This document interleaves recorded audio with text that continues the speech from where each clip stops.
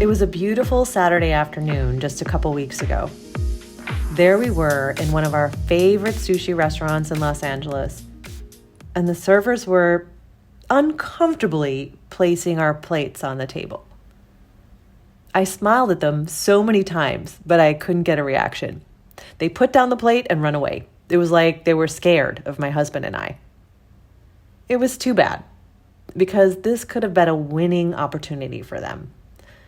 But this restaurant was missing out on a big strategic advantage, just like so many other companies today. And that's what I'm talking about in this episode, the big strategic advantage that too many businesses are forgetting about right now. What that means for you is there's a big opportunity to get ahead of your competitors. What is the strategic advantage? It's your customer's emotional connection to you. Too many businesses are not connecting emotionally with their customers anymore. And with the onset of AI, my prediction is the number of companies who connect well with people is going to drop even more. It's been known for decades in marketing, before the word neuroscience even came into the picture, that people buy with emotion. As much as we want to think we make logical decisions, it's been borne out in neuroscience that our emotions are always participating in our decision making. One caveat would be a habit, which is when we do things without emotion. But there are a lot of emotional decisions that we're making every day, even when we're making spreadsheets using data. If you have a marketing department or a marketing expert working for you, and your marketing is working, they are using emotional connection to sell to your customers. If you're not a marketer, the emotional connection in an advertisement can be so hidden that you can't even see it, but it works. In this episode, I'm talking about a deeper emotional connection though, not just to get someone to buy from you that first time, but a more powerful connection. The one that keeps your customers coming back to buy what you're offering. The one that makes them raving fans of yours and motivates them to tell all their friends about you. By the way, social recommendations happen to be the strongest kind of marketing there is. And it doesn't come from having a product that works or a food that tastes good. It comes from that emotional connection.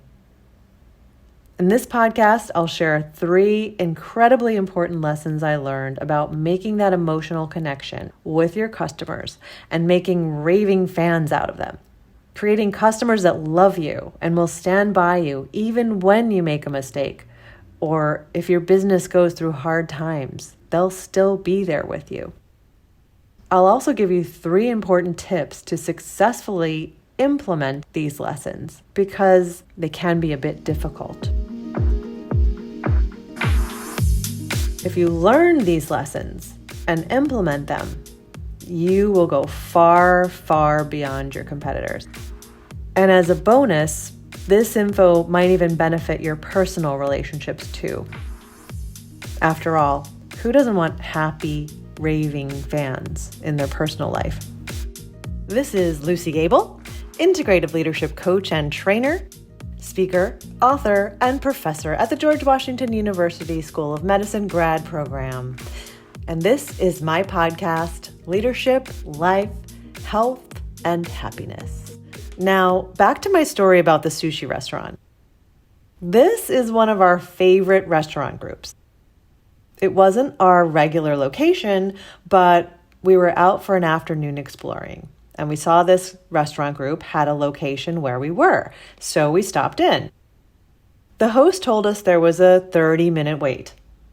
I was so hungry, and even though there were other restaurants around, we decided to stick with this one because we knew we could count on great fish and we wouldn't be disappointed, and we hadn't eaten there in a while.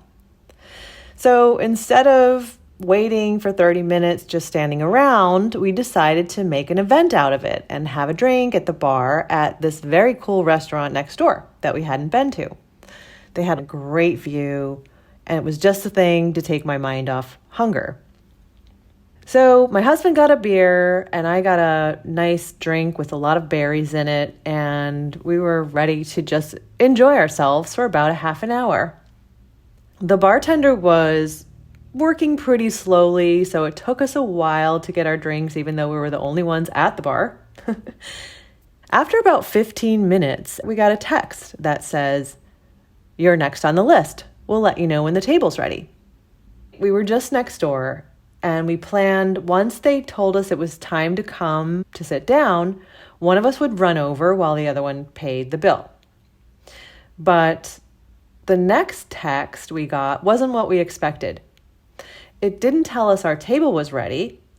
Instead, it said, "Since you weren't here, we're seating someone else in your place." My husband jumped up, gulped his beer down, and ran next door. And I didn't get to finish my drink. I paid the bill and ran to meet him. And unfortunately for both of us, our adrenaline started increasing, and a nice, relaxing afternoon just got a blip of cortisol, which I wasn't too happy about. When we arrived at the sushi restaurant seconds later, we walked up to the host stand. Even though they saw us, they motioned the group behind us to come in and be seated.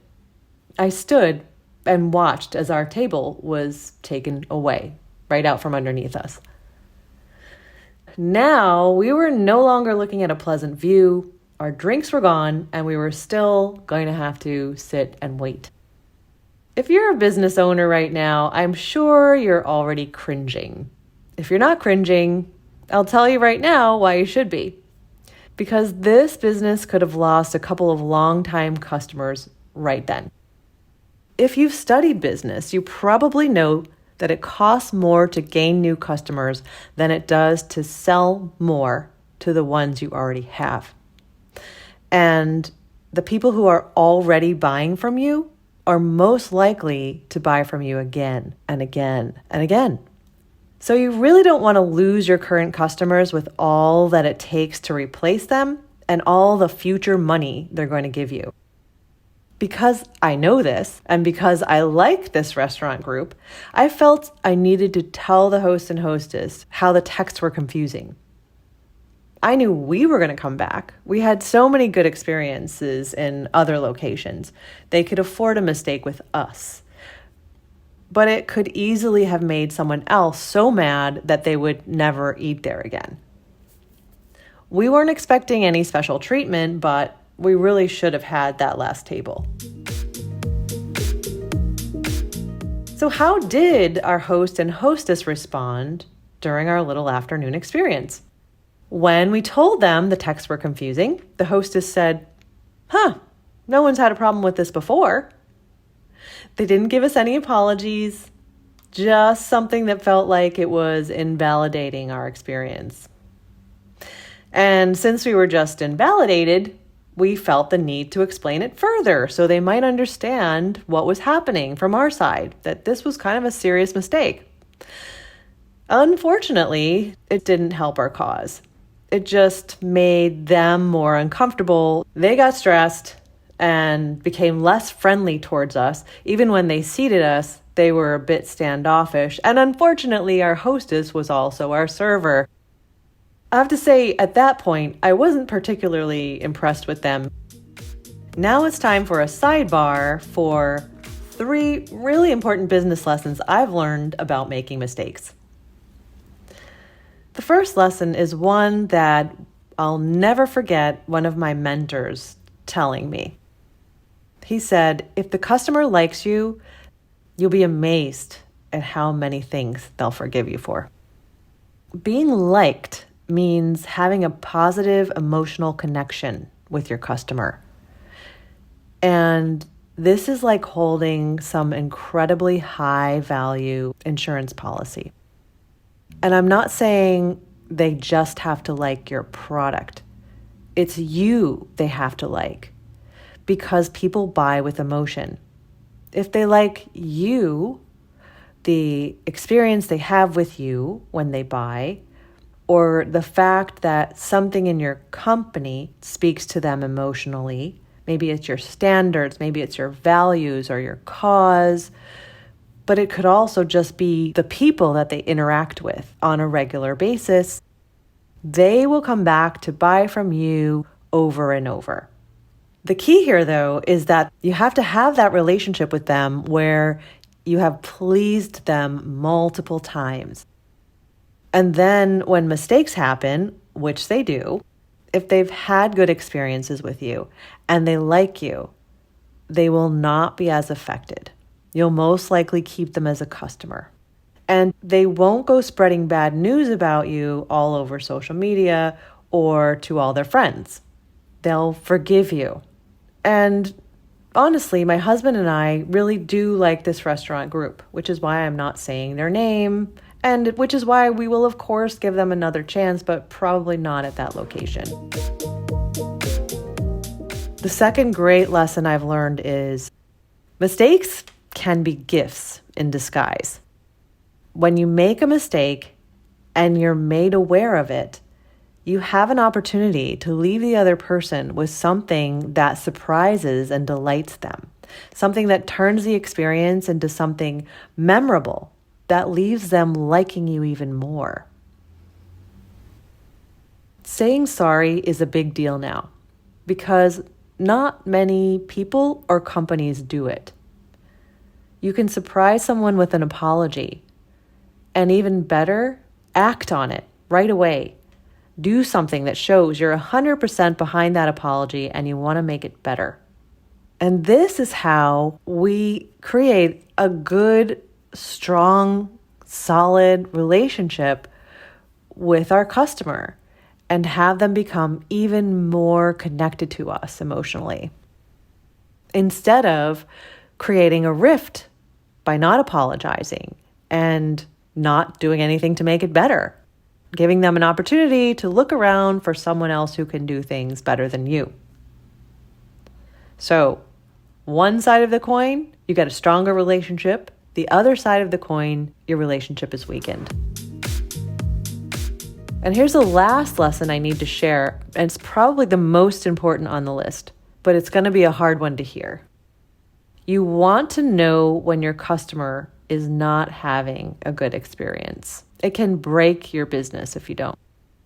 I know from running several 5-star spas in different parts of the world that you want people to speak up when there's a problem so you can fix it right away. And you only hope that someone speaks up very fast so that less people will have the same bad experience. I was told more than once in customer service training, marketing training, business training, that if someone complains, it's not that others don't have the problem and they're the only ones. It's really more likely that most people don't speak up because it's too much trouble. Most people will just walk away, maybe never come back, once again tell all their friends the bad experience they had about you, but they won't tell you. So if one person speaks up, it's a sign to you that there are others who are thinking about it, probably many others, but most won't say it. So we need to be grateful to that one person that's giving you that bad news. I know it's weird, right? That was not an easy one for me to digest during my career, believe me. But because people above me who taught me this lesson did it so well, that was one of the reasons why the companies we were working in together also did so well. And on a personal note, the same goes for someone in your family or your friend who's telling you something that's bothering them.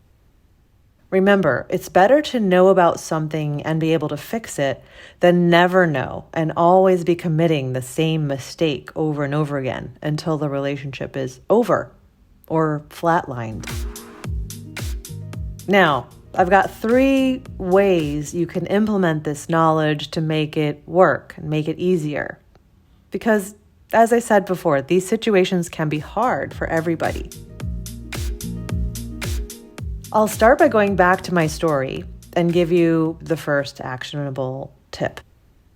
What should the host and hostess at this restaurant have done? There are 2 easy things they could have done to quickly turn the situation around. They needed to apologize and take action. For example, all they had to say was, "Oh, I'm sorry, we'll tell the manager about that." And we would have said, "Great," and that would have been it. And then even if they couldn't have fixed the seating arrangement, they could have just said something like, "We'll be seating you ASAP," and then maybe give us a free drink or a small dish while we waited. There's the apology and the action. It doesn't matter if you don't think you did anything wrong. The name of the game is to keep your customers coming back, and the most successful businesses keep their customers not just liking them, but loving them. And this works with personal relationships as well. Apologize and take action is a really good rule of thumb for people you love and want to keep in your life if they're having a bad experience. Yes, this can be hard in the moment. I'm not going to lie. It can be hard to do the right thing when someone comes in the door telling you about a bad experience they had because of something you may have been responsible for doing. And that's why you need the second tip. You may not like what they have to say. You may not even agree with the experience that they had. But the fact is, the experience they are telling you about is the experience they had, whether you agree or not, whether you like it or not. We all don't see things the same way. We all don't experience the same situation the same way. And finally, here's tip number 3. To help them feel better in the immediate situation, you need to calm their fight, flight, freeze response. And to do this successfully, you need to stay out of the fight, flight, freeze mode yourself. People sense each other's moods and feelings. We are intuitive beings. If you get stressed or uncomfortable, they will be even more unhappy. If you start to be standoffish or push yourself away, they will feel that, and they'll feel that you're trying to run away from the situation. So how do you stay out of fight, flight, freeze, even if they are making you stress out, or even if they are saying some things that create stress for you? Well, we look at the problem itself, just the problem itself. Suspend your emotion around it. That's how you stay in the action mode and out of the reaction mode. Try to stay away from judgment. Don't judge them, which is what happens if you think about whether or not their problem is real. Don't get defensive, which is what happens when you start judging yourself about the problem or shifting blame. Just think about the problem and how you can solve it and make it better right then. In work situations, that's all you need to do. You will not need to live with these people, have food with these people, or otherwise be social with them, except for the fact that you're dealing with them as a customer. In personal situations, you can come back to thinking things over and discerning what should be done about it in the future once you've given your brain some space to get out of fight, flight, freeze. Because when we're in fight, flight, freeze, we can't think straight. Now, of course, as I said before, this doesn't come easily. This takes a little work with yourself. If you have a business, it takes some work with your teams. We need to train our brain to be stronger in these kind of actions. There's a proven technique you can use to get yourself out of fight, flight, freeze quickly and into your higher level thinking brain. I have that for you in podcast 11, the one immediately before this one. One of the things I help people with in my sessions and in my group programs is to have the tools to do this effectively. It will take practice and some finessing, but over time it becomes easier. Back to that competitive advantage. There's not much that needs to be done right now to put yourself over and above your competition in terms of having your customers be emotionally connected to you instead of your competition. And with so many business owners jumping the gun and putting AI in place of almost everything that moves and thinks, many, many more businesses are going to lose that emotional connection with their customers if they become lazy with AI. So, how are you working on your deeper emotional connections with your customers?